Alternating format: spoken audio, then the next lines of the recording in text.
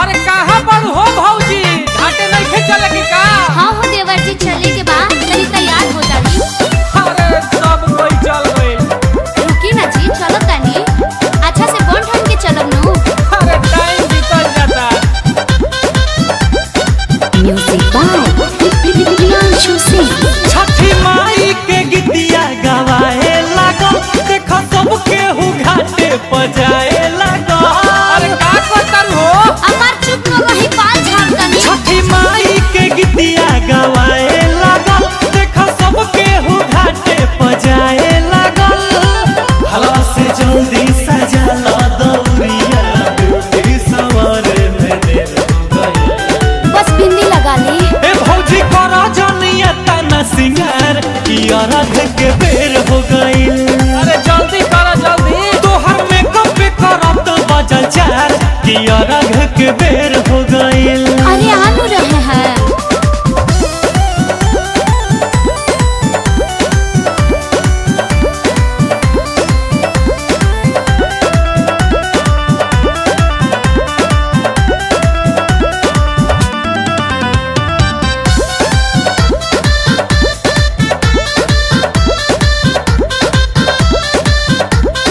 गईले जसाढ़ू चली गईली सढ़ुआइन, बाड़ू तबाह तू तब नहीं में फाइन। बॉडी हल्ला करते हैं, ऐसे ही चल जाएगा। टका बांध ठन के जाइबू। गईले जसाढ़ू चली गईली सढ़ुआइन, बाड़ू तबाह तू तब नहीं में फाइन।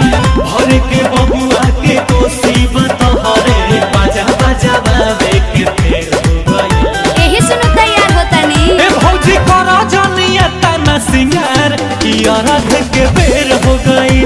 अरे ना करवता, तोहर मेकअप पे करब तो बजल चार, किया रात के बेर हो गई।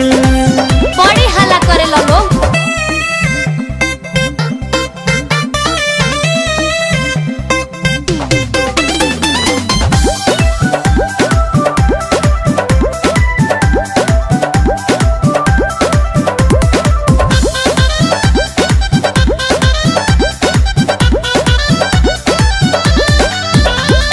हो खाता लेट करी कतना लेवेट हो, जाके का करब हो जाई सनसेट हो।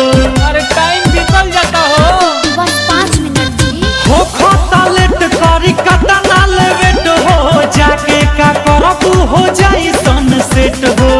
जीदी कुंदन प्रियांशु के संगे सेल्फी खींचेला कुबेर हो गई।